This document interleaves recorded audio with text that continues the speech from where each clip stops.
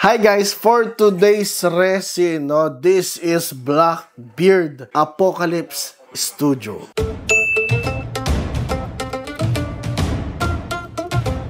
Ito ang Blackbeard resin na nakikita nyo sa inyong harapan. Ito ay scene from the anime. Ito ay yung nagkita sila ni Ace sa Banaro Island. Ito yung naglaban sila ni Ace. At dito niya pinakita kay Ace kung ano yung kanyang devil fruit power na darkness. At itong posing niya to, ito yung kanyang skill na ginagamit niya yung liberation. Bago niya gamitin yung liberation guys, gagamit niya si Blackbeard ng black hole. Sa scene na anime guys, ginamit niya yung black hole para higupin yung buong city. And then ginamit niya yung liberation para iluwa or para lumabas yung mga debris doon sa pagkahigop niya ng city. At ngayon tingnan natin yung detail nitong resin. Again, kanyang devil fruit ay darkness. Ayan, dark fruit guys. Kaya may kita nyo, ito yung dark from the base. Ayan yung mga dark smoke, dark aura niya. Sa likod lumalabas yung kanyang smoke. Ito may kita nyo yung mga debris. Ayan, may kita kayong bintana, corner ng bahay. Nakikita nyo naman tuwan-tuwa si Blackbeard. Diba? Talagang